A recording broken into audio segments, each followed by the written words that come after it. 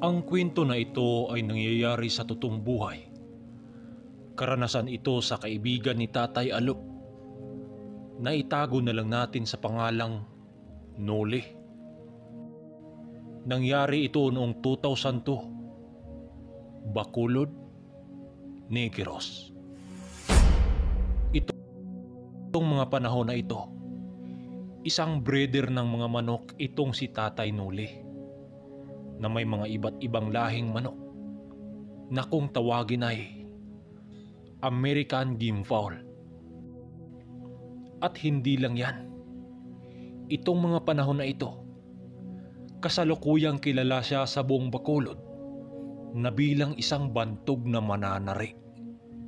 At isa ang kanyang farm na may pinakamataas ng bilang ng mga manok na nagpapanalo. Mapaderby man o baryo-baryong sabong, palagi siya ang kinukuhang tagatari ng mga manok doon. Dahil sa kakaiba niyang abilidad pagdating sa larangan ng sabong. Kung kaya't dahil sa kanyang kakayahan na yon, maraming mga sabungirong dumikit sa kanya para maambunan sa tinataglay niyang swerte. Dahil yan sa isang napakamabisa niyang tangan na kung tawagin ay birtud ng bubuyog.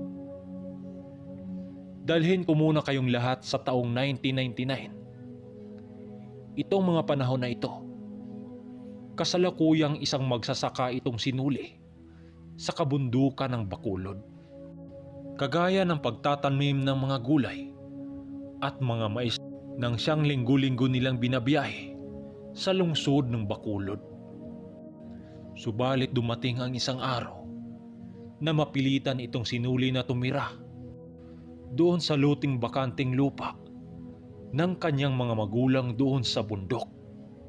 Dahil sa isang pagkakamali, isang araw, tumungo itong si Noli sa lungsod ng Bacolod para ibinta ang lahat nilang harvest na mga gulay at mais. Dala-dala niya ang kangga na naglalaman ng mga gulay at mais nang siyang hinihila naman ang kanyang kalabaw na dala. Nagawa naman niyang naibinta ang lahat niyang dala, subalit naubos ang lahat ng kinita niya nung napasyal siya doon sa sabungan. Nung una, pakunti-kunti lang ang kanyang taya hanggang sa mapagtanto niya na katagalan, nalos mga lahati na ang kanyang pira na binta ng gulay ng kanyang mga magulang. Kung kaya't ang naisip niya, tumaya siya ng todo sa pag-akalang mabawi niya ang talo niya. Subalit sa kasamang palad, naubos na lang ang pira niya, hindi pa rin siya nakabawi. Ang masakit pa dito, ninakaw din ang kanyang kalabaw na ginagamit nila sa kanilang sakahan. Biglang nanlumo itong si Noli habang nagwiwika sa kanyang sarili ng, "Diyos ko po, ano ba itong nagawa ko?"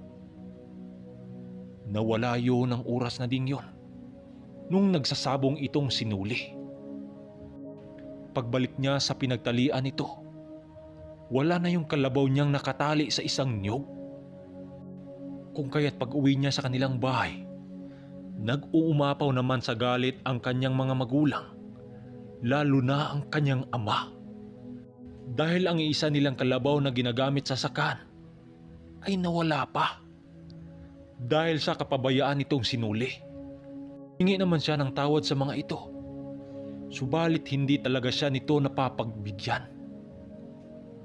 Nihagis ng kanyang ina ang lahat niyang mga gamit sa labas ng bahay at sabay bulyaw na siya palayasin na. Nasipat pa niya ang kanyang mga kapatid na nag-iyakan dahil sa mga nangyari. Kaagad naman niyang dinampot ang kanyang mga gamit habang umiiyak itong si Noli. Labis na labis noon ang kanyang pagsisisi dahil sa mga nagawa niyang kasalanan sa kanyang mga magulang. Kung kaya't ang nangyari, pumunta na lang siya sa luma nilang kubo na nandun sa bundok.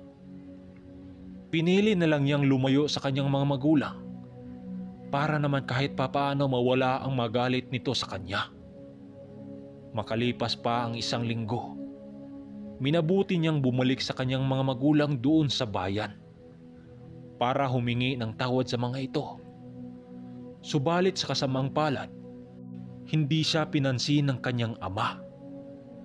Niyakap siya ng mahigpit ng kanyang ina habang umiyak ito at nagmamakaawa sa kanyang ama na siya ay patawarin. Subalit sinagot siya nito ng, "Hindi mo alam kung gaanong kalaking kawalan sa atin ang kalabaw na yun, Uli. Dahil sa iyong mga bisyo, nadamay pa ang kalabaw nating nag-isa. Regalo pa yon ng lulo mong Yumao.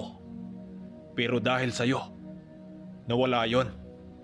Ano pang dahilan para bumalik ka sa pamamahay na ito? Magmula ngayon, ayaw ko nang makita ang pagmumukha mo sa bahay na ito. Lumayas ka!" Wika ng kanyang ama habang nangingiyak-ngiyak. Kakap niya ang lahat niyang mga kapatid doon sa labas ng bahay habang umiiyak din. Bago siya umalis, inabutan siya ng kanyang ina ng isang sako bag na naglalaman ng mga gamit kagaya ng kutsara, plato, kaldero at mga iba-iba pa. Kailangan niya yung dalhin sa pagtira niya doon sa bundok. "Nole, sa ngayon intindihin mo muna ang ama mo. Hayaan mo. Lilipas din ang galit niyan sa'yo. Balik ka dito, ha?" Wika ng kanyang inang umiiyak.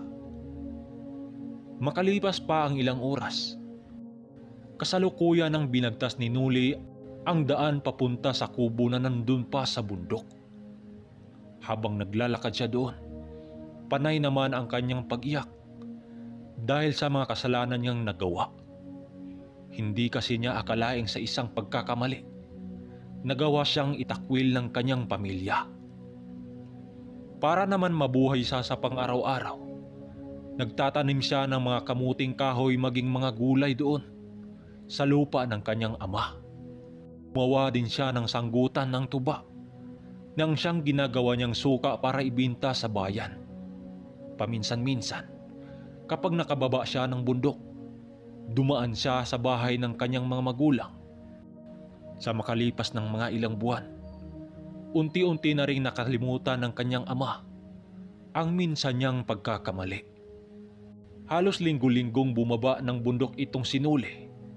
Dala-dala ang mga suka na gawa sa tuba ng nyug. Binibinta niya yun doon. Paminsan-minsan, madapo pa rin siya doon sa sabungan. Hanggang sa isang araw, napagpasyahan nitong sinuli na palawakin ng kaunti ang taniman niya ng mais. Kung kaya't kinailangan niyang putulin ang mga ilang punong kahoy doon sa paligid ng kanyang kubo. Tinatawag sa amin ang gawain na ito na kaingin. Pagsapit ng 12:00 ng tanghali, minabuti niyang kumain na muna ng tanghalian. Pagkatapos niyang kumain, pinili niya munang maghiga-higa saglit doon sa ilalim ng kahoy na germelina. Habang siya'y nagmuni-muni sa pagkakahiga, nakasipat siya ng mga grupo ng bubuyog na pumasok doon sa tuyo ng sanga ng isang puno ng germelina. Hinayaan lang naman niya yon dahil normal lang naman yon doon sa gubat na makakita ng mga ganong pangyayari. Subalit bigla siyang napaisip na kung paano nakapasok yun sa sanga ng puno, wala naman siyang butas doong nakita. Dahil sa kanyang pagtataka, nilapitan niya ang sanga ng kahoy na pinasukan ng bubuyog. Paglapit niya doon, talagang walang butas yun. Imposible namang namamaligmata siya dahil kitang-kita niya yon na doon pumasok. Nang alug-alugin niya ang sanga ng kahoy, doon niya napagtanto na mayroon ngang bubuyog yung nakapasok doon sa kahoy na sanga. Kung kaya't pinutol niya ang magkabilang dulo nito. Doon pa siya namangha nang makita niyang walang lagusan ang butas nito. Pero nakakapagtakang mayroong mga bubuyog sa loob. Magamat wala siyang kaide-ideya sa kanyang nakita, minabuti niyang yung dalhin para gawing palamuti sa kanyang kubo. Dating niya kinahapunan ng kanyang kubo, Isinabit niya ang kahoy niyang nakita doon sa dingding ng kanyang kubo. Walang kaidi-idiya itong sinuli na mabisa pala ang bagay na yon pagdating sa sugal ng sabong. Makalipas pa ang ilang araw, halos wala namang nangyari sa kanyang kubo. Hanggang sa mayroon siyang makatagpo na isang matanda na may hila-hila na kalabaw doon sa ibabaw ng pinagtirikan ng kanyang kubo. Hindi sa bubong ha, baka magtataka kayo. Ang kubo kasing tinitirahan niya, nakatirik yon sa medyo matarik na bundok. Mandig nga, di ba? Nang makita niya ang matandang yon, tinawag naman niya yon kahit hindi niya ito kilala. "Manoy! Dumaan ka muna dito. May bahala akong tuba dito." Wika ni Nuli sa matanda. Ang matanda naman, ngumisi naman yung nakatingin sa kanya. Sa pamimilit ni Nuli, napilitan din ang matanda na itali na muna niya ang kanyang kalabaw doon sa puno ng nyog para lapitan itong si Nuli. Nang lumapit na ang matanda sa kanya, nagwika naman ito ng, "Ikaw ba ang apo ni Apolonio?" Sinagot naman niya ito ng, "Oho." "Papanong kilala mo ang lolo ko, Manong?" Sagot naman niya dito. Magkamukha kasi kayo ng lolo mong pumanaw na. At saka sa lupa kanya nakatira, di ba? At kilala ko rin yung ama mo. Sana pala nakatira ang mga magulang mo. Ba't mag-isa ka sa kubo na ito?" Wika ng matanda. Sa pag-uusap nilang dalawa, doon niya nalaman na matalik pala yung kaibigan ng kanyang lolo noong nabubuhay pa yon. Kaagad niyang kinuha ang isang galon na nakasabit sa dingding ng kanyang tubo na naglalaman ng tuba. Nang makita iyon ng matanda, napawika naman yun sa kanya ng, "Kagaya ka talaga ng lolo mo. Lalo na kung kumilos at ugali. Dahil nagtutuba din yung dati. Nang siyang pinagsaluhan naming inumin hanggang sa malasing." Dahil sa mga sinabi ng matanda, napatawa naman itong si Nuli dahil sa mga binanggit nito. Habang sila'y nagiinuman, napatanong naman ang matanda sa kanya kung bakit siya doon napadpad. At siya lang ang mag-isa. Sinabi naman niya dito ang totoo doon sa matanda para naman kahit papano matulungan siya nito sa kung ano ang dapat niyang gawin. Sa ilang oras nilang pag-uusap, doon natalakay ng matanda tungkol sa kanyang lolo at mga pinagdaanan nila noong nabubuhay pa yon. Habang sila'y nag-uusap, bigla namang napatitig ang matanda doon sa isang kahoy niyang nakita doon sa dingding ng kanyang kubo. Yun yung nakita niyang may bubuyog. Nanlaki ang mga mata ng matanda habang nagwiwika ng, "Di ko akalaing buhay pa pala ang gamit na yan ng lolo mo. Pero teka, ang alam ko binasag na yan ng lolo mo dahil nagawa yung nasumpa ng isa naming kaibigan na sabungero. Pwede bang matingnan?" Wika ng matanda. Kaagad naman niyang kinuha ang kahoy na yon at sinabi niya ang lahat kung saan niya yun nakuha. Nang marinig yun ng matanda na siya ang nakakita noon, napawika ito ng, "To, nagsasabong ka ba? Napakaswerte mo dahil ikaw ang nakakita sa birtud ng bubuyog na ito. Malakas itong mandaya sa sabungan kapag alam mo ito kung paano gagamitin." Wika naman ng matanda sa kanya. Dahil sa mga sinasabi ng matanda, tila ba bigla siyang nagkaroon ng interes dahil sa isa din siyang sabungero. Itinanong niya sa matanda kung ano ang dapat niyang gawin para mapagana niya ang birtud na yon. "Pakinggan mo, iyo. Di ba may naririnig kang mga bubuyog sa loob? Buksan natin yan.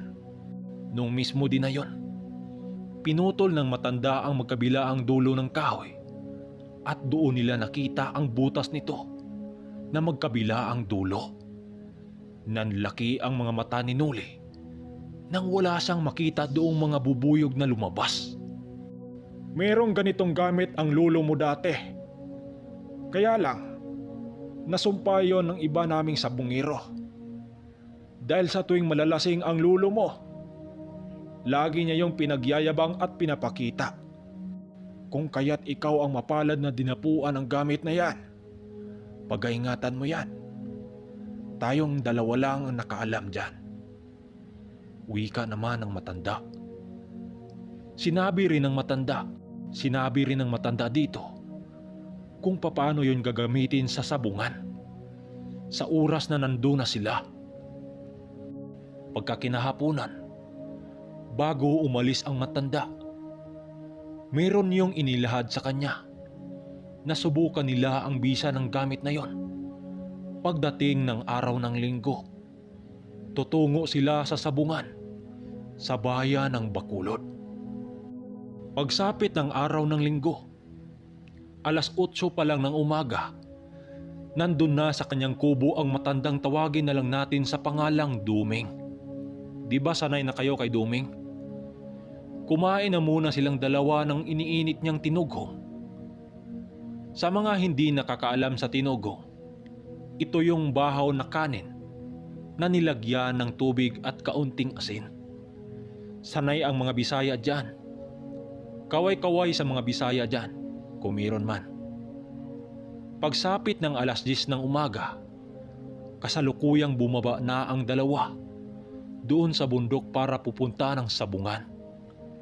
Ang pinuntahang sabungan nila Noli, yun ding lugar na yun kung saan nawala yung kalabaw niya. Nakawala daw yun sa pagkakatali nito. Meron naman palang nag-turnover sa barangay sa kalabaw na yon.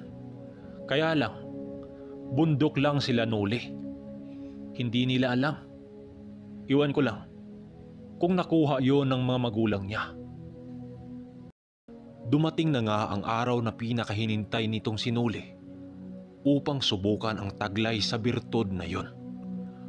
8:00 pa lang ng umaga, nakita na nitong si Noli si Tandang Duming papunta sa kanyang kubo habang hila-hila nito ang nag-iisa nitong kalabaw. Kumain na muna silang dalawa ng tinugong o bahaw na kanin. Habang kumakain silang dalawa, nagtanong sa kanya si Tandang Duming kung naihanda na ba niya ang kahoy na kanyang nakita. Noli, huwag mong kalimutang ibalot ang birtod ng bubuyog sa maitim na tela.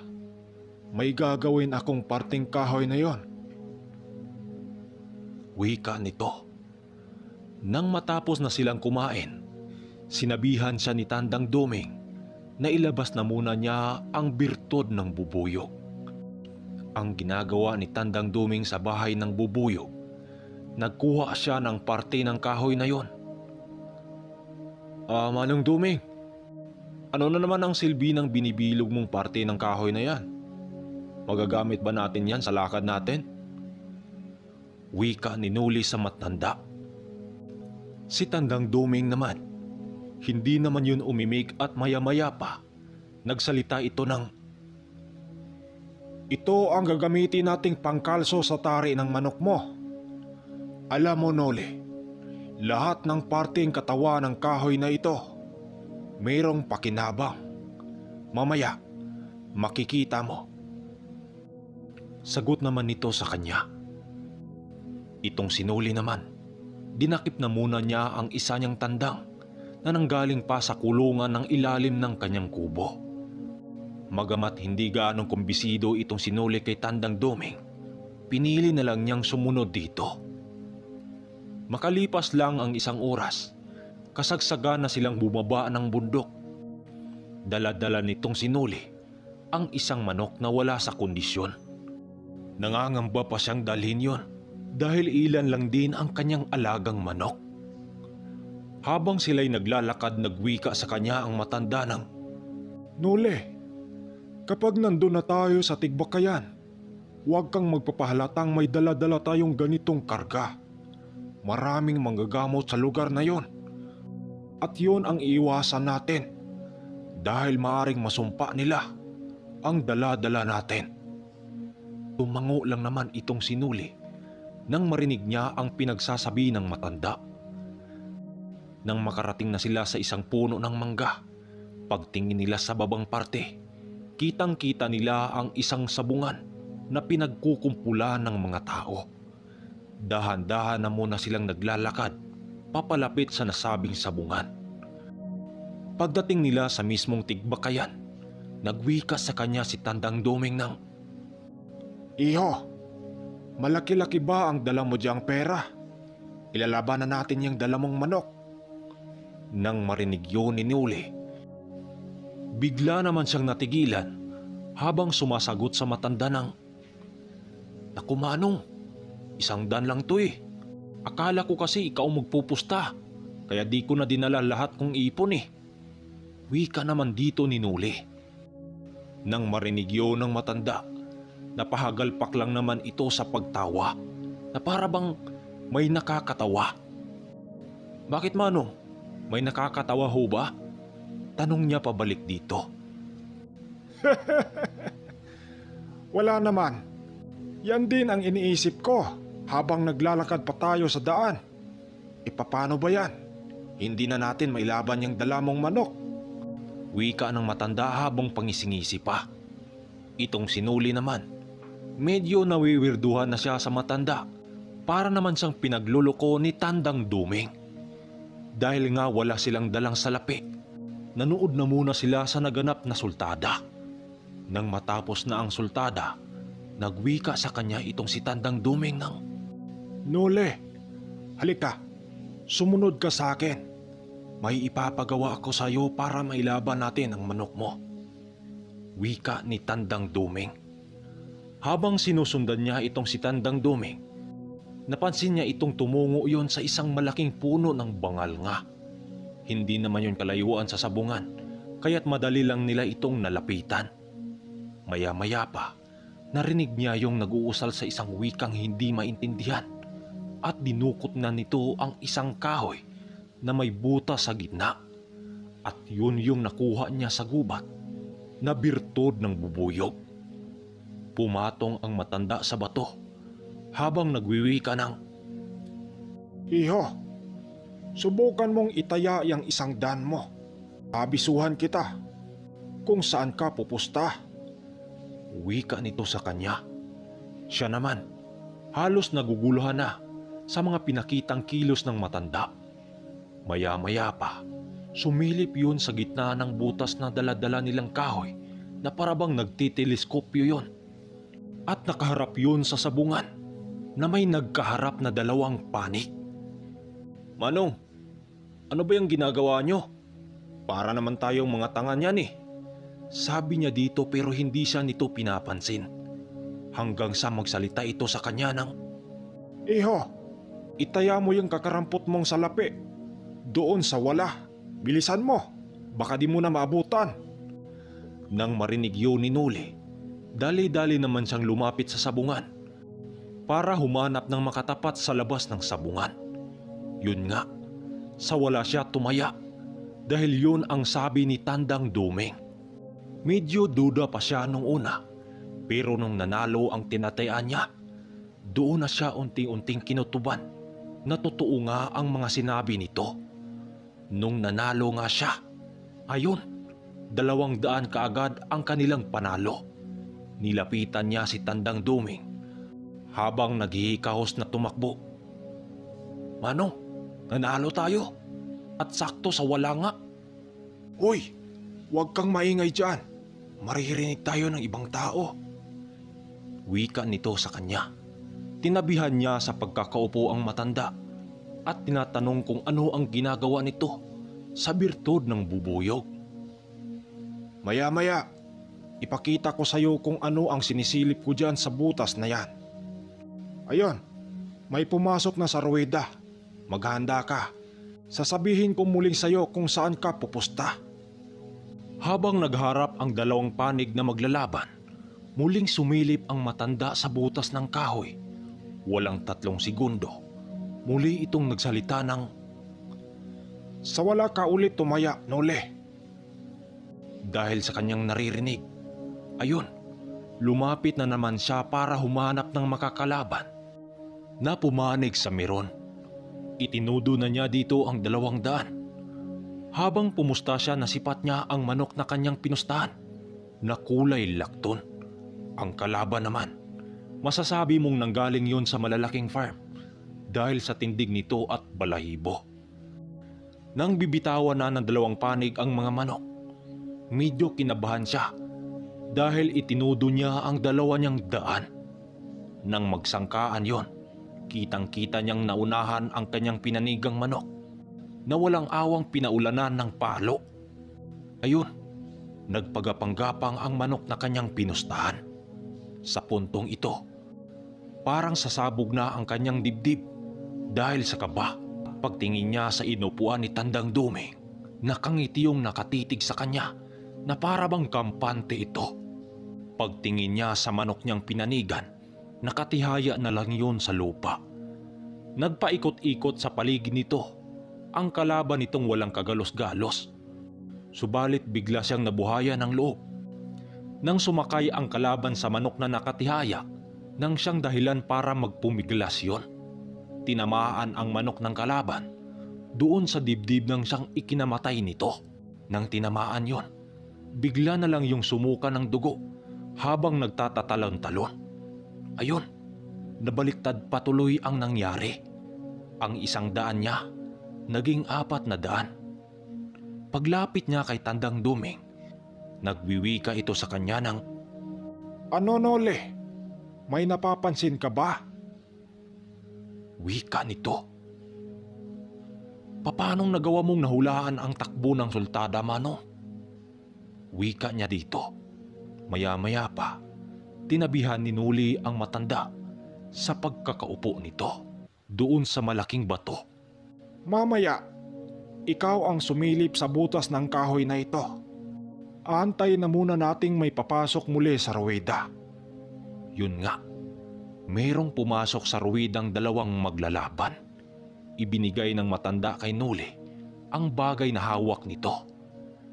Maniwala man kayo o hindi, nang sumilip itong sinuli sa butas ng bahay ng bubuyog, nasipat niyang walang ulo ang isang manok na kasalukuyang hawak ng isang lalaki. Dahil sa kanyang mga nakita, pakiramdam noon ni Nuli para siyang binuhusan ng malamig na tubig. 1 segundo din siyang natutulala na hindi niya namalayang panay na pala ang pagtatanong sa kanya, si Tandang Duming. Ano, Eho? Naniwala ka na ba sa bertod ng bubuyog? Wala ka bang balak na pumusta? Para naman mailaban na natin yang manok mo. Nang marinig yun ni Noli, kagad naman siyang bumaba ng bato at lumapit muli sa sabungan. Sakto namang hindi pa nagsimula ang laban, kung kaya't doon siya mismo pumusta sa naghawak ng pira na tagalista doon. Nang maibigay na niya ang pusta, sakto namang pumantay na ang pera ng kanyang pinanigang manok. Sa puntong ito, pakiramdam noon ni Noli, animoy tumaya siya sa luto na alam niya na siya ang mananalo. Paglipad sa manok niyang pinanigan, halos dumaan-daan lang yun sa kalaban. Nakala niya hindi yun tumama, pero sa pangalawang daan nito sa ere, bigla na lang napapadapa ang kalaban habang nangingisay ito. Magamat hindi kilala si Noli sa taong pinanigan niya, panay ang pagsisigaw niya na animoy siya ang may-ari ng manok. Nang masipat siya ng may-ari ng manok, inakbayan naman siya nito habang tuwang-tuwa din. Hindi kasi nun inaakala na pumusta pala itong sinuli sa kanyang pambato. Nang makuha na niya ang panalo, kaagad naman siyang lumabas ng sabungan at tinungo ang kinaroroonan ni Tandang Duming. Ayun, ang 100 niyang dala, naging 1,600. Pagdating niya sa tabi ni Tandang Duming, Nakangisi itong nagwiwika ng, Ano, Nole? Tapat na ba yan para ilaban natin yung tandang mo? Teka, saan na ba yung manok mo? Nawala dito sa pinagtalian mo. wika naman ni Tandang Duming doon kay Noli. Oo nga, saan na ba yun, Manong? Di ba katabi mo yun? Sabi naman niya kay Tandang Duming. Yun nga, di ko rin napapansin. Teka, ayun, di ba sa'yo yung manok na yan? Itinuro ni Tandang Duming ang isang manok na nanggugulo doon sa mga taong nagsusungo ng manok. Nang makita iyon ni Noli, kaagad niya yung nilapitan at hinuli ang manok. Habang ginagawa niya ang bagay na yon, mayroon pang nagtanong sa kanyang tao. Sa'yo pala yan, iho. Kanina pa yung nanggugulo sa mga taong may hawak na manok din dito. Wika naman ng isang lalaki. Pasensya na ho kayo, Manong. Nakawala kasi. Sagot naman niya dito. Pagbalik niya kay Tandang Duming, habang nagsalita ng, Bakit kasi balat lang ng saging ang itinali mo dyan? Dapat yung lubid ng kalabaw para hindi na makawala. wika nito sa kanya. Nang marinig yun ni Noli, napatawa lang din naman siya sa mga sinasabi ng matanda. Habang nag-uusap silang dalawa, napansin niyang parang may iniisip ang matanda. Maya-maya pa, muli yung nagsalita sa kanya ng, Iho, pwede na ba akong manghingi sa'yo ng pambili ng tuba? Para naman masaya tayong nag-uusap dito. Nang marinig yun ni Noli, binigyan naman niya yon nang walang pagdadalawang isip. Noong mga panahon na ito, 10 piso pa lang noon ang isang galon ng tuba. Kung kaya't pinagbigyan niya ito. Hindi kalaunan, nagawa pang pumusta ulit nitong sinuli sa pang-7 ulit. Napakalaking salaping nalikom niya noon nang siyang labis nilang ikinagalak. Maya-maya lang, nagpasya ang dalawa na ilaban pa nga nila ang kanilang manok. Paglapit pa lang nila sa entrada ng sabungan, sinalubong na kaagad sila ng ibang mananabong doon na may mga dala ring manok. Panay ang pag-aalok ng mga ito sa kanyang dalang manok. Dahil kitang-kita nila sa porma ng manok ni Noli na pangkatay lang yon. Nang sinabi ni Noli na ilaban nga nila yon, medyo nahalata na nilang pinagtatawanan sila doon. Ako pa sa'yo to. Kinatay mo na yan. Kung gusto mong mapakinabangan yung manok mo.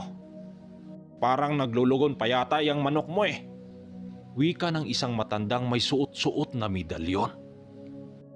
Hindi lang naman umiimik itong sinuli at pinatuloy pa rin ang kanyang paghanap ng makatapat. Hanggang sa magkasundo na nga sila sa unang nag-alok sa kanya ng laban ng isa ding sabungero. Nagmamadali pa ang lalaking nakakatapat niya. Nakabitan kaagad daw ng tari. Wika pa nito na akala mo takot na maagawa ng ibang sabungero.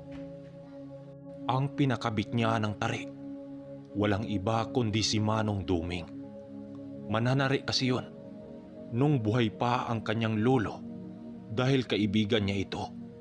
Kung kaya tiwala siya dito, bago pa man matapos ang pagkakabit ng tari, nasipat niyang mayroong nilagay si Tandang Duming doon sa tari na isang kahoy na hugis pahaba. Yun yung kahoy na nanggaling sa parte ng bahay ng bubuyo. Habang nasa loob ng ruwida itong sinuli, hindi naman maiwasang pagtatawanan siya doon sa loob. Dahil sa tuwing hawakan niya ang buntot ng manok niya, animoy umiiyak yon, para bang may parting katawan nitong masakit. Nang tanggalan na ni Manong Duming ang saguban ng tari, nagwiwika yon ng, Bitawan mo na, iho. Nagsabay sa pagbitaw ang dalawang panig nang siyang gumagawa ng ingay ng mga taong nakapaligid sa kanila. Sa bawat sangkaan ng dalawang manok, saan saang parte naman mapapatilapon ang manok ni Noli. Tumutunog pa yon sa bawat sangkaan na animoy nabibilaukan yon.